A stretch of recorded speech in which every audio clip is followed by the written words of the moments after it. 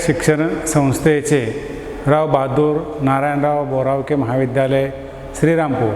मी प्राध्यापक राजेंद्र गायधने, इयत्ता 12वी भूगोल या विषयातील प्रकरण क्रमांक 4 प्राथमिक आर्थिक क्रिया या प्रकरणाचा व्हिडिओ आपल्यासमोर घेऊन येत आहे।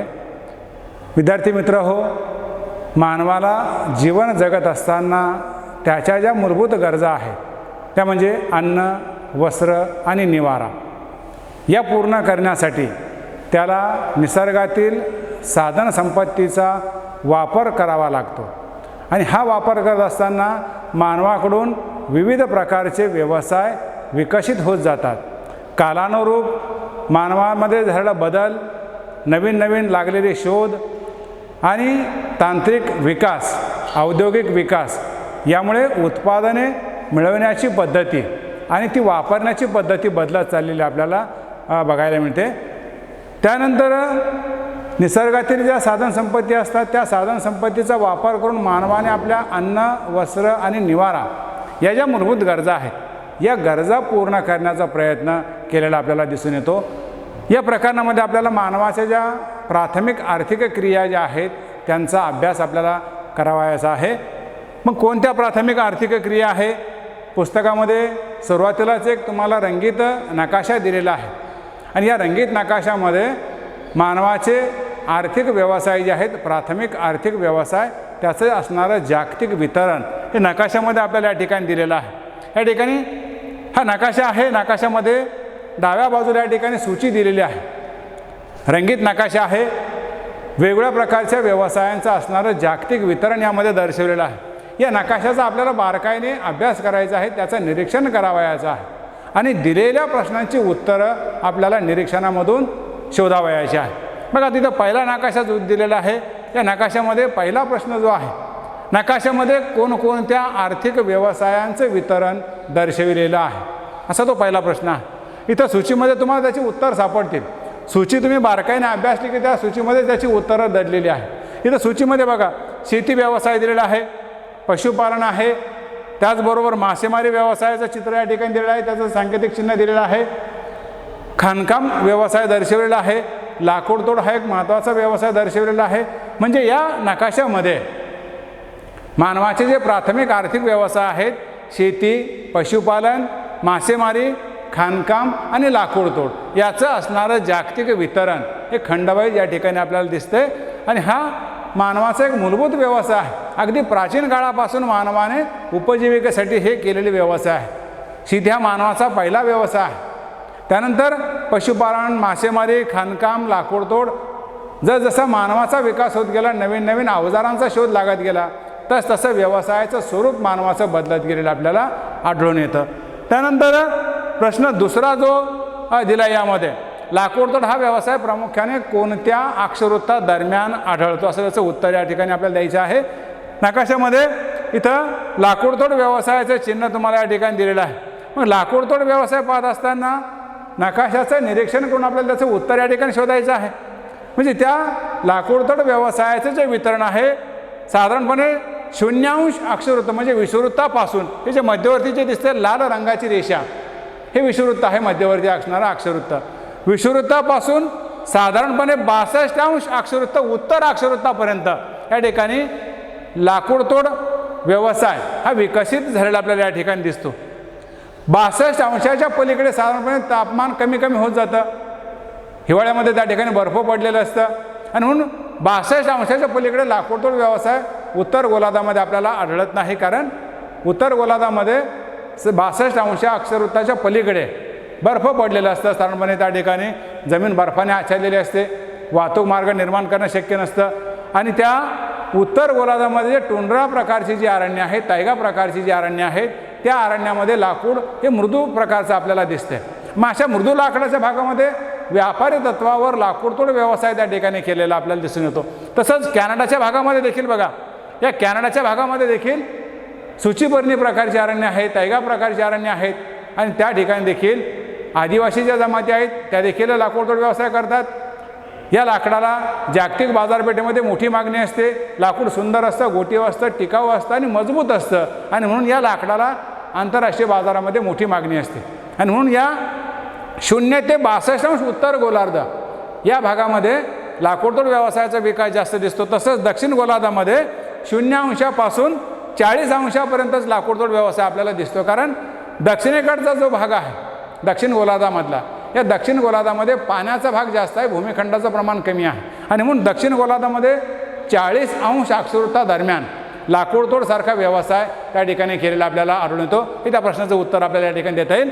त्यानंतर पुढचा जो नकाशा जो आहे, पुढचा तिसरा प्रश्न जो दिला आहे, कोणत्या प्रदेशामध्ये आर्थिक क्रिया आढळत नाही, त्याचे कारण काय असावे, असा तो तिसरा प्रश्न दिलेला आहे. इथं नकाशामध्ये या सांकेतिक चिन्ह कोठे दिसत नाही ते आपल्याला निरीक्षण करायचं आहे. आणि त्याच्यावरून आपल्याला असं लक्षात येतं की उत्तर ध्रुवाजवळचा जो प्रदेश आहे, उत्तरेकडचा भाग किंवा दक्षिण गोलार्धामध्ये असलेला दक्षिण ध्रुवाजवळचा म्हणजे अंटार्क्टिका खंडाजवळचा प्रदेश, या ठिकाणी प्राथमिक आर्थिक क्रिया या आढळून येत नाही. याचे कारण आपल्याला असं सांगता येईल की हा दोन्ही ध्रुवाकडचा जो प्रदेश, उत्तर ध्रुवाकडचा भाग असेल किंवा दक्षिण ध्रुवाजवळचा भाग असेल, या ठिकाणचं तापमान अतिशय कमी असतं. वर्षातील 9 ते 10 महिने त्या ठिकाणी बर्फ पडलेलं असतं, जमीन बर्फाने आच्छादलेली असते, वाहतूक मार्ग निर्माण करणं शक्य नसतं, मानवाच्या स्थायी स्वरूपाच्या वसाहती आढळत नाही. आणि त्यामुळं या दक्षिण ध्रुवाजवळच्या भागामध्ये किंवा उत्तर ध्रुवाच्या भागामध्ये प्राथमिक आर्थिक व्यवसाय त्या ठिकाणी आपल्याला पाहायला मिळत नाही. दक्षिण ध्रुवावरचा जो भाग आहे अंटार्क्टिका खंड, आता 12 महिने बर्फाने आच्छादलेला असतो. या ठिकाणी अजूनही मानवाच्या स्थायी स्वरूपाच्या वसाहती आढळत नाही. आणि म्हणून दक्षिण ध्रुवाजवळचा प्रदेश किंवा उत्तर ध्रुवाजवळचा प्रदेश या ठिकाणी आजही प्राथमिक व्यवसाय आढळत नाही. उत्तर गोलार्धामध्ये तरी थोडंफार आदिवासी जमातीच्या एस्किमो लोक जे असतात त्या ठिकाणी मासेमारी व्यवसाय करतात, तेही विशिष्ट कालखंडामध्ये. हिवाळ्यामध्ये पुन्हा ते लोक दक्षिणेकडे स्थलांतर करतात. पण दक्षिण गोलार्धामध्ये दक्षिण ध्रुवावर मानवाचे प्राथमिक आर्थिक व्यवसाय आढळत नाही, कारण त्या ठिकाणी स्थायी स्वरूपाच्या मानवी वसाहती नाही. त्या ठिकाणी पोहोचणं देखील कठीण आहे, म्हणजे अतिशय दुर्गम प्रदेश आहे, अतिशय थंडी त्या ठिकाणी असते. आणि त्यामुळं गोठणबिंदूच्या खाली तापमान त्या ठिकाणी असल्यामुळं मानवाच्या स्थायी वसाहती आढळत नाही. आणि म्हणून त्या भागामध्ये प्राथमिक आर्थिक क्रिया आपल्याला पाहायला मिळत नाही. त्यानंतर पुढचा जो चौथा प्रश्न जो दिला या ठिकाणी, मासेमारी व्यवसाय महासागरामध्ये विशिष्ट ठिकाणीच का आढळतात. आता मासेमारी हा एक महत्त्वाचा मानवाचा प्राथमिक व्यवसाय आहे. मग मासेमारी करत असताना मासेमारीसाठी अनुकूल भौगोलिक घटक ज्या ठिकाणी उपलब्ध आहे अशा भागामध्ये मासेमारी व्यवसाय केला जातो. मग कोठे मासेमारी केली जाते की ज्या ठिकाणी दंतूर जमीन त्या ठिकाणी आहे, दंतूर समुद्र किनारा उपलब्ध आहे, किंवा समुद्रपूर जमीन विस्तारित त्या ठिकाणी आहे, किंवा ज्या ठिकाणी उष्ण सागरी प्रवाह आणि थंड सागरी प्रवाह एकत्र येतात अशा भागामध्ये मोठ्या प्रमाणामध्ये माशांचं जे खाद्य आहे प्लवक, ज्याला आपण प्लँक्टन असं म्हणतो, हे वनस्पतीजन्य प्लँक्टनची निर्मिती होत असते. आणि अशा ठिकाणी मोठ्या प्रमाणामध्ये मत्स्य पैदास त्या ठिकाणी होत जाते. मग असा भाग ज्या ज्या ठिकाणी उपलब्ध आहे अशा भागामध्ये मासेमारी व्यवसाय केला जातो. बघा या ठिकाणी युरोपचा पश्चिम किनारा जो दिला आहे या ठिकाणी मासेमारी मोठ्या प्रमाणामध्ये विकसित झालेली आपल्याला दिसते. किंवा उत्तर अमेरिकेचा पूर्वेकडचा किनारा या ठिकाणी देखील मासेमारी क्षेत्र दिसतंय आपल्याला. मग या ठिकाणी उत्तरेकडून वाहत येणारा लॅब्राडोरचा थंड शीत प्रवाह आणि दक्षिणेकडून वाहत जाणारा विषुववृत्तीय उष्ण पाण्याचा प्रवाह एकत्र येतो. आणि त्यामुळे या ठिकाणी पाणी हे थोडंसं कोमट अशा प्रकारचं असतं, दमट हवामान त्या ठिकाणचं असतं, आणि माशांच्या निर्मितीला एक पोषक अशा प्रकारचं वातावरण त्या ठिकाणी असतं. आणि म्हणून ईशान्य संयुक्त संस्थानाचा पूर्वेकडचा भाग म्हणजे अटलांटिक महासागराचा हा भाग आहे. तसंच युरोपच्या पश्चिम किनाऱ्यावर या ठिकाणी डॉगर बँक नावाचं एक जगप्रसिद्ध मत्स्यक्षेत्र आहे. या ठिकाणी कॉड माशांची शिकार मोठ्या प्रमाणामध्ये केली जाते. किंवा ईशान्य संयुक्त संस्थानामध्ये या ठिकाणी सॅमन जातीचे मासे मोठ्या प्रमाणामध्ये पकडले जातात. त्याचबरोबर आग्नेय आशियाचा पूर्वेकडचा भाग जो आहे, जपान चीनचा प्रदेश असेल किंवा इंडोनेशिया मलेशियाचा पूर्वेकडचा भाग म्हणजे पॅसिफिक महासागराच्या किनारपट्टी भागामध्ये मासेमारीसाठी अनुकूल भौगोलिक घटक त्या ठिकाणी आहे. आणि म्हणून या ठिकाणी मासेमारी व्यवसायाचा विकास हा त्या ठिकाणी जास्त झालेला आपल्याला पाहायला मिळतो. म्हणजे मासेमारी करण्यासाठी समुद्रपूर जमीन उपलब्ध असणं गरजेचं आहे. समुद्रपूर जमीन म्हणजे साधारणपणे 200 मीटर खोलीपर्यंतचा भाग की ज्याला आपण समुद्रपूर जमीन असं म्हणतो. त्या ठिकाणी सूर्यकिरण हे तळापर्यंत पोहोचतात आणि म्हणून त्या ठिकाणी मोठ्या प्रमाणामध्ये मत्स्य खाद्याची निर्मिती होते आणि म्हणून जगातील बहुतेक मासेमारी क्षेत्र जे असतात हे समुद्रपूर जमिनीच्या क्षेत्रामध्ये निर्माण झालेले आपल्याला दिसतात. त्याचबरोबर दंतूर किनारा की त्या बंदराला नैसर्गिकरित्या त्या ठिकाणी संरक्षण मिळालेलं असतं आणि ज्या ठिकाणी उष्ण किंवा शीत समुद्र प्रवाह एकत्र येतात अशा भागामध्ये माशांची पैदास होते आणि म्हणून अशा ठिकाणी मोठ्या प्रमाणामध्ये मासेमारीसारखा व्यवसाय हा विकसित झालेला आपल्याला आढळून येतो. त्यानंतर 5वा प्रश्न तुम्हाला विचारला त्या नकाशावरती आधारित, युरोप खंडात कोणकोणत्या आर्थिक क्रिया आढळतात असा तो 5वा प्रश्न विचारलेला आहे. आता हा युरोप खंडाचा भाग आहे. या ठिकाणी दाखवलेले जे सांकेतिक चिन्ह आहे सूचीमध्ये त्याचा उल्लेख या ठिकाणी केलेला आहेच. त्या सांकेतिक चिन्हांचं निरीक्षण करून आपल्याला युरोप खंडामध्ये कोणकोणते व्यवसाय विकसित झालेले आहे ते तुम्हाला या ठिकाणी नमूद करायचं आहे. आता युरोप खंडामध्ये या ठिकाणी ही जी निळी रेषा दिसते ही मासेमारी व्यवसायाचं ते चिन्ह आहे. म्हणजे युरोप खंडामध्ये मासेमारीसारखा व्यवसाय विकसित झालेला आहे. त्याचबरोबर लाकूडतोडसारखा व्यवसाय या ठिकाणी विकसित झालेला असतो. या ठिकाणी ब्राऊन रंगाचं चिन्ह दिसतंय. लाकूडतोड हा एक महत्त्वाचा व्यवसाय तैगारण्याच्या भागामध्ये केला जाणारा. त्याचबरोबर शेती आहे, पशुपालनसारखा व्यवसाय आहे. कारण या रशियाच्या भागामध्ये स्टेप गवताळा प्रदेश त्या ठिकाणी आहे. हिरवीगार पूर्ण वर्षभर त्या ठिकाणी असतात. पशुचारा मोठ्या प्रमाणामध्ये उपलब्ध असतो. व्यापारी तत्वावर पशुपालन करून प्राणीज उत्पादने जी आहेत ही प्राणीज उत्पादने मोठ्या प्रमाणामध्ये या ठिकाणी मिळवण्याचा प्रयत्न या ठिकाणी केलेला आपल्याला पाहायला मिळतो. खाणकामसारखा व्यवसाय त्या ठिकाणी आहे. या ठिकाणी रशियाच्या उरल पर्वताचा भाग आहे. या उरल पर्वतीय क्षेत्रामध्ये लोह खनिज आणि दगडी कोळसा मोठ्या प्रमाणामध्ये त्या ठिकाणी आढळतो आणि म्हणून त्या उरल पर्वतीय क्षेत्रामध्ये मोठ्या प्रमाणामध्ये खाणकामासारखा व्यवसाय विकसित झालेला आपल्याला या ठिकाणी दिसतो. किंवा युरोपचा पश्चिमेकडचा भाग या ठिकाणी देखील खाणकामासारखा व्यवसाय हा विकसित झालेला आपल्याला दिसून येतो. अशा प्रकारे त्या युरोप खंडामध्ये मासेमारी आहे, खाणकाम आहे, लाकूडतोड, शेती आणि त्याला जोडून पशुपालनासारखा व्यवसाय यासारखे प्राथमिक आर्थिक व्यवसाय युरोप खंडामध्ये प्रामुख्याने केलेले आपल्याला पाहायला मिळतात. त्यानंतर 6वा प्रश्न विचारलेला त्याच्यावर समुद्रामध्ये दर्शवलेले खाणकामाचे चिन्ह कोणते उत्पादन दर्शवित आहे. समुद्रामध्ये दाखवलेला जो भाग आहे या ठिकाणी बघा हे खाणकामाचं चिन्ह आहे. लाल रंग जो दिसतोय हे खाणकामाचं चिन्ह आहे. मग आता समुद्रामध्ये कोणत्या प्रकारचं उत्पादन होत असावं एक तुम्हाला विचार करण्यासारखा हा प्रश्न आहे. समुद्रामध्ये विशेषतः खनिज तेल आणि नैसर्गिक वायू या 2 खनिजांचं उत्पादन हे मोठ्या प्रमाणामध्ये या ठिकाणी घेतलं जातं. बघा इथं अमेरिकेच्या पूर्व किनाऱ्यावर या ठिकाणी खनिज तेल मिळतंय. भारताच्या पश्चिम किनारपट्टीवर या ठिकाणी मुंबई हाय नावाचं आपलं एक महत्त्वाचं तेल क्षेत्र त्या ठिकाणी आहे. त्याचबरोबर नैसर्गिक वायूचं देखील उत्पादन होतं. किंवा आग्नेय आशियाच्या बेटाजवळ पॅसिफिक महासागरामध्ये खाणकामाच्या माध्यमातून त्या ठिकाणी खनिज तेल किंवा नैसर्गिक वायूचं उत्पादन हे मोठ्या प्रमाणामध्ये त्या ठिकाणी घेतलेलं आपल्याला या नकाशाच्या माध्यमाने आपल्याला स्पष्ट त्या ठिकाणी दिसते. त्यानंतर 7वा प्रश्न जो विचारला या ठिकाणी तुम्हाला कोणत्या खंडामध्ये खाणकाम व्यवसाय आढळत नाही असा तो 7वा प्रश्न आहे. याचं उत्तर आपल्याला देता येईल की अंटार्क्टिका खंड जो आहे दक्षिण गोलार्धामध्ये या अंटार्क्टिका खंडामध्ये खाणकाम व्यवसाय आढळत नाही. त्याचं कारण त्या ठिकाणी अत्यंत प्रतिकूल अशा प्रकारची परिस्थिती आहे. अतिशय कमी तापमान त्या ठिकाणी असतं. म्हणजे तापमान गोठण बिंदूच्याही खाली त्या ठिकाणी गेलेलं असतं. वाहतुकीचे मार्ग निर्माण करणं शक्य नसतं. समुद्र देखील गोठलेला असतो आजूबाजूचा आणि त्यामुळं या अंटार्क्टिका खंडावर त्या प्रतिकूल भौगोलिक परिस्थितीमध्ये खाणकामासारखा व्यवसाय काय किंवा इतर कोणताही व्यवसाय त्या ठिकाणी करणं शक्य नाही. कारण अति थंड हवामान त्या ठिकाणचं आहे. खनिजे नाही असं नाही. त्या अंटार्क्टिका खंडावर खनिजे भरपूर आहेत परंतु त्या ठिकाणची भौगोलिक परिस्थिती मानवाला राहण्यालायक त्या ठिकाणी नाही. म्हणजे मानवाला त्या ठिकाणी कायमस्वरूपाची वस्ती स्थापन करण्यासारखं हवामान त्या ठिकाणचं नाही आणि म्हणून त्या अंटार्क्टिका खंडावर स्थायी स्वरूपाच्या वस्त्या नसल्यामुळं किंवा वाहतूक मार्ग विकसित झालेले नसल्यामुळं त्या ठिकाणी खाणकामासारखा व्यवसाय विकसित होणं शक्य नाही. त्यानंतर प्रश्न क्रमांक 8वा दिलेला आहे. जगातील सर्वात जास्त मासेमारी कोणत्या महासागरात केली जाते. त्याचं उत्तर आपल्याला सांगता येईल पॅसिफिक महासागर आहे. म्हणजे आग्नेय आशियाच्या पूर्व किनारपट्टीचा भाग या ठिकाणची जपानची बेटं आहेत. त्यानंतर रशियाचा पूर्व किनारा आहे, चीनचा पूर्व किनारा आहे, इथं मलेशिया आहे, फिलिपाईन्स आहे, न्यूगिनीसारखा भाग या ठिकाणी आहे. या संपूर्ण देश जे आहे त्या ठिकाणी त्या आग्नेय आशियाच्या भागामधले ते पॅसिफिक महासागरामध्ये मोठ्या प्रमाणामध्ये मासेमारी करतात. जगातील सर्वात जास्त मच्छीमार या ठिकाणी आपल्याला पाहायला मिळतात त्या आग्नेय आशियाच्या पूर्व किनारपट्टीवर. तसंच उत्तर अमेरिकेचा पश्चिम किनारा आहे, दक्षिण अमेरिकेचा पश्चिम किनारपट्टीचा भाग आहे, हा देखील पॅसिफिक महासागराचा भाग आहे. याही ठिकाणी मोठ्या प्रमाणामध्ये मासेमारी केली जाते. विशेषतः पॅसिफिकच्या या पूर्व किनाऱ्यावरचा जो भाग आहे या ठिकाणी जपानसारखा देश मासेमारीमध्ये अतिशय अग्रेसर आहे. विशेषतः व्हेल माशाच्या शिकारीसाठी जपान हा देश अतिशय तरबेज असलेला आपल्याला या ठिकाणी दिसतो.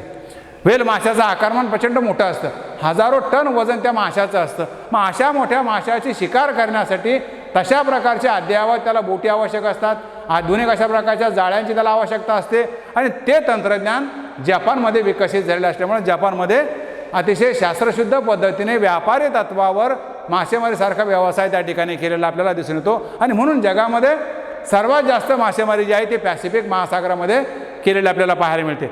त्यानंतर 9वा प्रश्न जो आहे यामध्ये विचारलेला, मकर वृत्ताच्या दक्षिणेकडे कोणकोणत्या प्राथमिक आर्थिक क्रिया केल्या जातात असा तो प्रश्न आहे. मकर वृत्त म्हणजे बघा विषुववृत्ताच्या दक्षिणेला 23.5 अक्षरवृत्त जी आहे त्याला आपण काय म्हणतो, मकर वृत्त म्हणतो. उत्तर गोलार्धामध्ये 23.5 हे कर्कवृत्त आहे. म्हणजे मकर वृत्ताच्या जवळपास किंवा मकर वृत्ताच्या दक्षिणेकडचा भाग या ठिकाणी कोणत्या प्रकारच्या आर्थिक क्रिया केल्या जातात या ठिकाणी तुम्हाला सांकेतिक चिन्ह तुम्हाला या रेषेच्या पलीकडे बघायचं आहे आणि त्याचं उत्तर तुम्हाला शोधायचं आहे.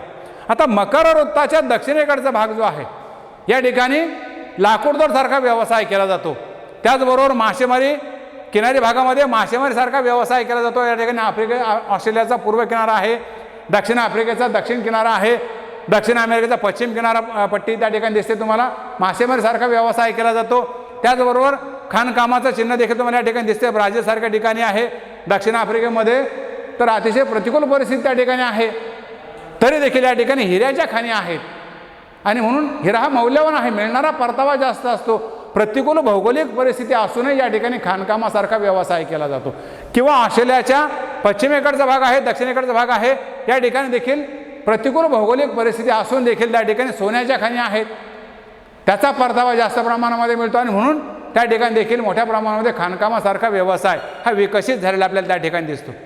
म्हणजेच ज्या ठिकाणी अनुकूल भौगोलिक परिस्थिती नसतानाही केवळ मौल्यवान खनिजे सापडतात आणि म्हणून त्या ठिकाणी मोठ्या प्रमाणामध्ये खाणकामाचा विकास त्या ठिकाणी झालेला आहे. किंवा किनारी भागामध्ये मासेमारीसारखा व्यवसाय हा विकसित झालेला आपल्याला दिसतोय. त्यानंतर दक्षिण अमेरिकेचा भाग जो आहे त्या ठिकाणी पंपाज नावाचा गवताळ प्रदेश आहे, वर्षभर ही पूर्ण हिरवेगार असतात. त्या ठिकाणी अर्जेंटिनाचा भाग आहे. व्यापारी तत्वावर पशुपालन त्या ठिकाणी केलं जातं. अर्जेंटिना हा देश असा आहे जगामध्ये की जगात सर्वाधिक मांसोत्पादन करणारा तो देश आहे, सर्वात जास्त मांस निर्यात करणारा तो देश आहे.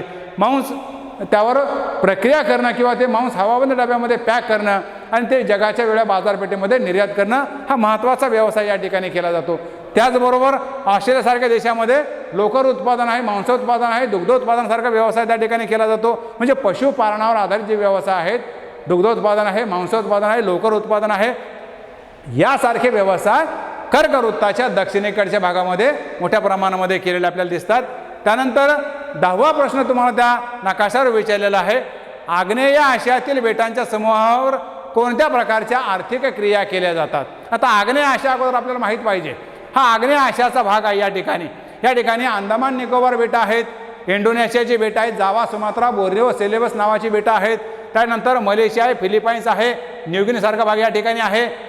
ही आग्नेय आशियाची बेट समूह आहेत. विशेषतः हा भाग विषुववृत्ताच्या जवळ येतो, त्यामुळे अतिशय उष्ण दमट प्रकारचं हवामान त्या ठिकाणी आहे. दररोज दुपारनंतर पाऊस त्या ठिकाणी पडतो आणि म्हणून या आग्नेय आशियाच्या भागामध्ये अतिशय घनदाट अरण्य त्या ठिकाणी असतात. विशेषतः मलेशिया, थायलंड असेल, इंडोनेशिया आहे, या ठिकाणी रबराची लागवड मोठ्या प्रमाणामध्ये केली जाते.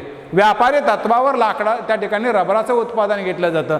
त्याचबरोबर या ठिकाणी खाणकामासारखा व्यवसाय विकसित झालेला दिसतो. त्या ठिकाणी इंडोनेशिया आहे, मलेशियासारखा देश आहे. व्यापारी तत्वावर खाणकाम व्यवसाय त्या ठिकाणी केला जातो, लाकूडतोड व्यवसाय आहे आणि त्याला जोडूनच त्या ठिकाणी शेतीसारखा व्यवसाय देखील केला जातो.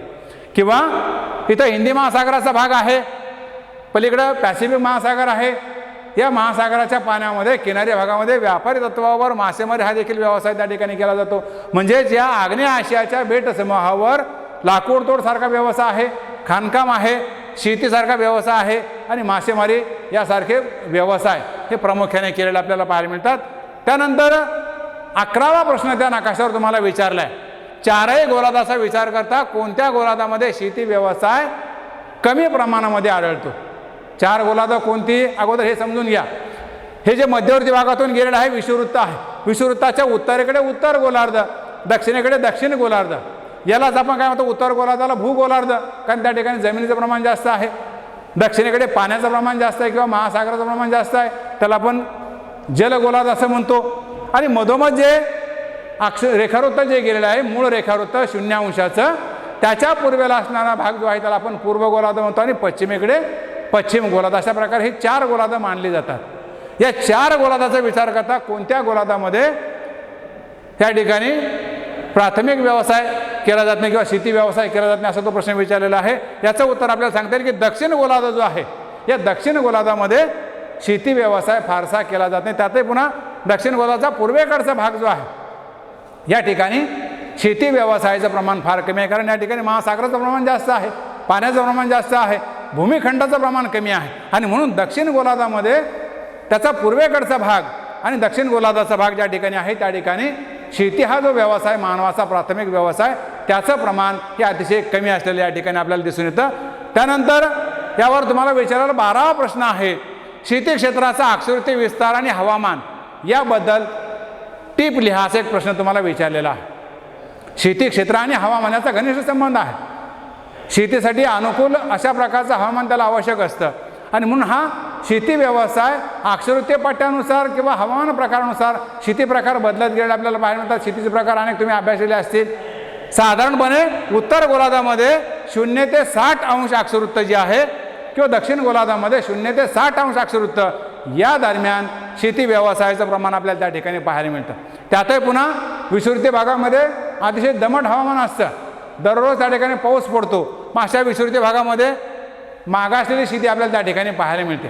साधारणपणे विषुववृत्ताच्या उत्तरेकडील भागामध्ये म्हणजे उत्तर गोलार्धाच्या भागामध्ये साधारण उष्णकटिबंधीय हवामान असेल, समशीतोष्ण कटिबंधीय हवामान असेल युरोप खंडामधलं, की या ठिकाणी अतिशय विकसित अशा प्रकारचा शेती प्रकार आपल्याला या ठिकाणी दिसतो. उष्णकटिबंधीय भागामध्ये सखोल शेती केली जाते. उदाहरणार्थ भारत आहे, चीन आहे, पाकिस्तानसारखा भाग आहे, श्रीलंका आहे, म्यानमार आहे, बांगलादेश या ठिकाणी उष्णकटिबंधीय स्वरूपाचं हवामान असतं. अशा उष्णकटिबंधीय हवामानाच्या भागामध्ये सखोल उदरनिर्वाहक प्रकारची शेती आपल्याला त्या ठिकाणी दिसून येते. किंवा थोडंसं उत्तरेकडे आपण गेलो युरोप खंडाच्या भागामध्ये किंवा उत्तर अमेरिकेचा भाग आहे, कॅनडाचा भाग आहे, संयुक्त संस्थाने आहे, या ठिकाणी हवामान थोडंसं समशीतोष्ण प्रकारचं असतं. मग या समशीतोष्ण हवामानाच्या प्रकारामध्ये शेती प्रकार वेगळा आहे. उत्तर गोलार्धामध्ये कॅनडा असेल किंवा संयुक्त संस्थानाचा भाग आहे, या ठिकाणी व्यापारी तत्वावरचा धान्य शेतीचा प्रकार आपल्याला त्या ठिकाणी दिसतो. लोकसंख्येचं प्रमाण कमी आहे, दरडोई शेतीचं प्रमाण त्या ठिकाणी जास्त असतं. त्यामुळे शेतीला मजूर कमी पडतात. मग शेतीची सर्व कामे जी असतात अगदी नांगरणीपासून कापणी, पेरणी, मळणी सर्व कामं यंत्राच्या साहाय्याने केली जाते. यांत्रिक शेती या ठिकाणी आपल्याला पाहायला मिळते. तसंच युरोप खंडाचं देखील आहे. या ठिकाणी देखील लोकसंख्या कमी आहे. त्यामुळे याही ठिकाणी व्यापारी तत्वावर धान्य शेतीचं उत्पादन त्या ठिकाणी घेतलेलं आपल्याला पाहायला मिळतं. अशा प्रकारे त्या हवामानाचा आणि त्या शेती प्रकाराचा एक जवळचा संबंध असतो. हवामान प्रकार बदलला की शेतीचे प्रकार बदलत चालतात, पिकांचं स्वरूप बदलत चालतं, पिकांचे प्रमाण बदलत चालतं किंवा पिकांचा प्रकार बदलत चालतो आणि त्या हवामान प्रकाराला अनुसरून शेतीचे वेगवेगळे प्रकार विषुववृत्तापासून ते साधारणपणे 60 अंश अक्षरवृत्तापर्यंतच्या भागामध्ये हा शेती प्रकार या ठिकाणी केला जातो. 60 अंश अक्षरवृत्तानंतरचा पलीकडचा जो भाग आहे, इथून पलीकडचा भाग या ठिकाणी जमीन बर्फाने आच्छादलेली असते. साधारणपणे 6 ते 7 महिने 8 महिन्यापर्यंत जमीन बर्फाने आच्छादलेली असते. मग अशा ठिकाणी शेती व्यवसाय करणं शक्य नसतं, कारण शेती करण्यासाठी जमीन उपलब्ध असणं गरजेचं असतं, माती उपलब्ध असणं गरजेचं असतं आणि 60 अंशाच्या पलीकडे मात्र जमीन बर्फाने आच्छादलेली असते. अशा ठिकाणी शेती व्यवसाय करणं शक्य नसतं, कारण अनुकूल भौगोलिक घटक त्या ठिकाणी उपलब्ध नसतात. आणि म्हणून साधारणपणे विषुववृत्तापासून 60 अंश दोन्ही गोलार्धामध्ये शेती व्यवसायाचा विकास झालेला आपल्याला या ठिकाणी आढळून येतो. अशा प्रकारे हे 12 प्रश्न तुम्हाला त्या पहिल्या नकाशावर या ठिकाणी सोडवायचे आहे. त्याची उत्तरं तुम्हाला त्या नकाशामधूनच शोधायला मिळतील. त्या नकाशाचा बारकाईने तुम्ही अभ्यास केला की तुम्हाला अशा प्रकारे त्या प्रश्नाची उत्तरे ही आपोआप तुम्हाला शोधता येणार आहे. त्यासाठी तुम्हाला निरीक्षण शक्ती महत्त्वाची आहे. अशा प्रकारे आपण या ठिकाणी हा पहिला जो भाग आहे या ठिकाणी पूर्ण केलेला आहे. या ठिकाणी आपण थांबूया. धन्यवाद.